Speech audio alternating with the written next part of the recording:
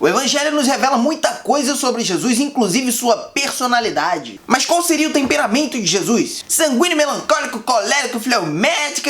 Como será que Jesus era assim no dia a dia? Vamos falar sobre isso, senhoras e senhores, agora sem mais delongas, roda a vinheta!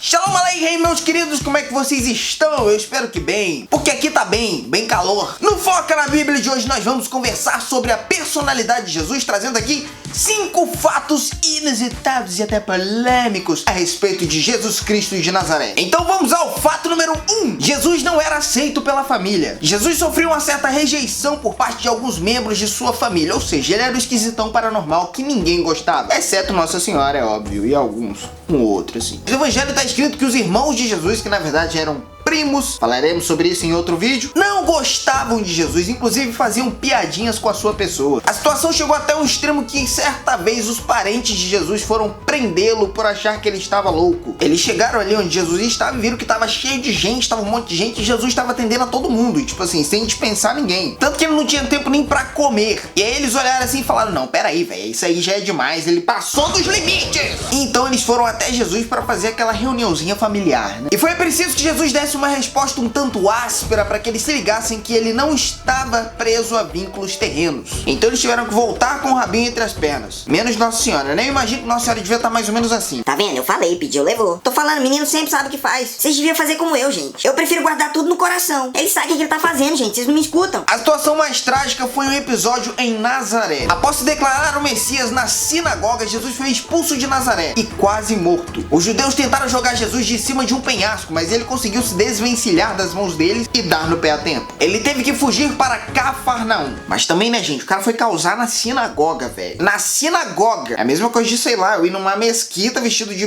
Padre Marcelo Rossi e começar a rezar o texto bizantino. Jesus. Mas tudo bem, ele é Jesus e ele sabe o que faz. Mas eu me pergunto onde é que estavam os familiares de Jesus nesse momento. Por que eles não defenderam Jesus? Galera, é bem provável que eles estivessem com as pessoas que expulsaram Jesus da cidade. É complicado. Fato número 2. Jesus morava em uma kitnet. Mas peraí, como assim kitnet? Depois de ser expulso de sua cidade, Jesus veio morar em Cafarnaum, lá que ele conhece Tiago, Pedro, João, essa galera aí. E ele mora durante mais ou menos um ano na casa de Pedro. Além do negócio de pesca, a família de Pedro tinha uma ínsula. O que é uma ínsula? Bom, uma ínsula era uma casa grande com vários quartos que as pessoas alugavam ali para morar, para passar uma temporada, espécie de pousada. E Jesus morou ali na ínsula que pertencia a Pedro ou à sogra de Pedro, provavelmente. Tanto que tem um episódio que Jesus cura a sogra de Pedro de uma febre. Mas pensa aqui comigo, Pedro não ia cobrar aluguel de Jesus, certo? Mas Jesus tinha bom senso e com certeza estava ajudando aquela família que estava colhendo ele. Mas de que forma? No Evangelho, Jesus várias vezes está no barco de Pedro indo pra lá e pra cá. Só que esse barco não servia apenas de transporte para Jesus, tipo, não era Uber. Tudo indica que Jesus também ajudava os apóstolos no trabalho de pesca. E a pesca milagrosa teria sido um auxílio divino aí para um dia difícil. E provavelmente quando eles levavam a mercadoria de um lado pro outro para vender, Jesus também acompanhava eles. E aí que rolava aquela evangelização boca a boca. Por quê? Porque os apóstolos iam vender o peixe. Só que aí eles apresentavam as pessoas a Jesus e levavam as pessoas até Jesus. E desse jeito que Jesus foi se tornando famoso naquela região e também em outras regiões, porque ele começou a viajar e tal, fazendo sermões, curas, milagres, expulsando o demônio. Até que chegou um momento que o trabalho missionário exigia um pouco mais dele e dos apóstolos ali. E eles deixaram o ofício um pouco de lado, até assumir a missão ali em tempo integral, né? Não tinha mais tempo para pescar peixe. Daí vem a expressão pescadores de homens, que na verdade era um trocadilho usado por Jesus para esse fato. Fato número 3. Jesus não era um cara simpático. Eita, pera aí. Jesus sempre foi empático, com certeza muito enfático, mas nunca foi simpático. Simpático que eu digo no sentido seguinte: Jesus trazia a palavra para quem quisesse ouvir, chegando a ignorar quem o insultava ou então responder na mesma altura. Jesus não era o tipo que fazia média ou então passava a mão na cabeça. Ele era sim, com certeza, muito amável com as pessoas, sobretudo com seus apóstolos, mas também era muito transparente e incisivo no modo de agir. Tanto que várias vezes os apóstolos tinham medo de perguntar as coisas para Jesus, com medo de suas respostas. Tem uma ocasião que uma galera deixa de seguir Jesus por causa das suas declarações a respeito de seu corpo e seu sangue, ou seja, a Eucaristia, obviamente. E aí o que ele faz? Ele ele vai atrás da galera, meu irmão, ele ignora. E pior, ainda vira pros 12 e fala assim, ó, vocês também estão afim de sair fora? Porque o momento é agora, viu? Não vai reclamar depois. Desse jeito. Vamos esclarecer uma coisa aqui. É óbvio que Jesus não era um cara estúpido, mas ele sabia ser enérgico quando preciso e irônico quando preciso. Por ter um profundo conhecimento da alma humana, Jesus nunca fez o tipo agradável ou delicado. Ele nunca massageou o ego de ninguém, mas o impacto das suas atitudes e das suas palavras convidavam a pessoa para uma mudança interior. Fato número 4. Jesus não era pacifista. Jesus era um cara pacífico, mas nunca foi pacifista. O que eu quero dizer com isso é que Jesus sempre repudiou a violência gratuita e injusta. Tanto que ele manda dar a outra face em vista de uma violência que não apresenta um perigo real a você, mas se trata apenas de uma truculência ou uma ignorância ali. Jesus recomenda misericórdia para com pessoas estúpidas. No entanto, ele acreditava na necessidade do uso da violência em alguns casos específicos. Ele mesmo usou de uma certa violência para zelar pela casa de Deus. Jesus reconhecia a autoridade militar, tanto que curou o servo do centurião. Só que logo em seguida ele não ordena que o centurião deixe o exército ou não use mais armas. Muito pelo contrário, ele elogia a fé daquele homem. Jesus também permitia que seus discípulos andassem armados. Que no Getsemane a gente tem lá o episódio que Pedro vai lá e corta a orelha do soldado lá do mal.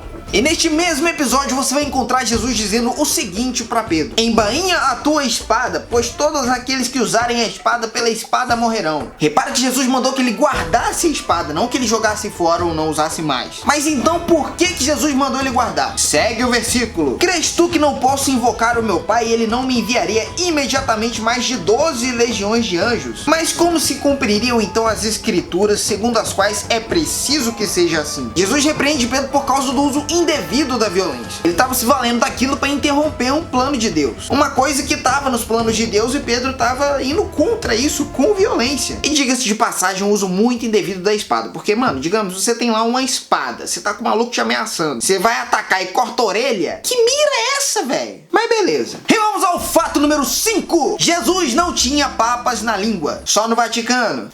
Piadinha doce e piadinha católica.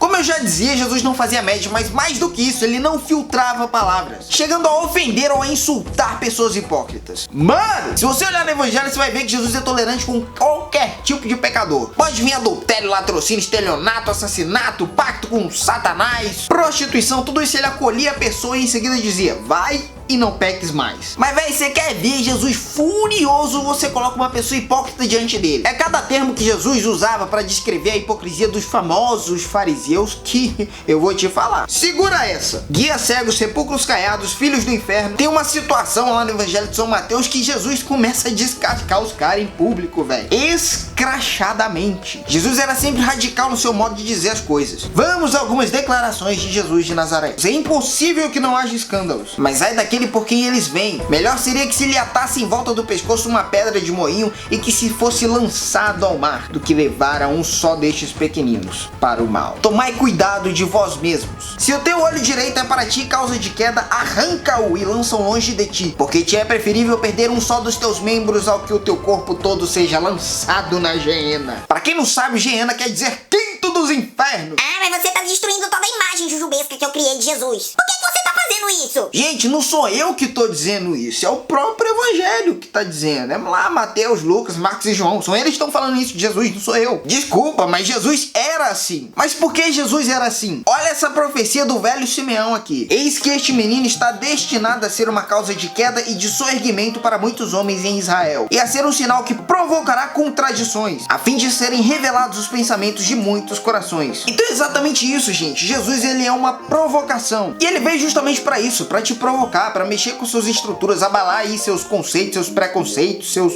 pós-conceitos. E ele faz isso porque ele te ama, ele quer o melhor de você. Imagina aí uma pessoa que você gosta, sei lá, seu pai, sua mãe, ou um amigo, um irmão. Essa pessoa te trata sempre bem? Essa pessoa passa a mão na sua cabeça? Essa pessoa evita de te dizer a verdade por causa de respeito humano, ou por medo de ferir seus sentimentos? Porque se ela faz isso, das duas uma: ou ela é covarde, ou ela realmente não tá nem aí pra você. Porque quem ama exorta, quem ama fala a verdade. Quem ama não tem medo de confrontar a pessoa no erro, de meter o dedo na sua cara e dizer: você tá errado, cara. Isso é uma atitude de amor. E Jesus quer fazer isso, ele quer quebrar seus moldes e te refazer segundo a vontade de Deus. Só que pro novo nascer, o velho tem que morrer, né? E é essa violência que Jesus pede de nós. A violência contra o homem velho, contra o pecado, ligado? Contra os nossos desejos carnais, contra a nossa maldade interior, nossos pensamentos impuros, nosso olhar maldoso. É contra isso que nós devemos exercer a nossa violência, porque o reino dos céus é dos violentos. E esse foi o Foca na Bíblia de hoje, senhoras e senhores. Se você gostou do vídeo, se inscreve no canal, dá aquele like, esse maravilhoso, e ativa o sininho pra você ficar ligado nas próximas novidades. No mais, eu me despeço por aqui.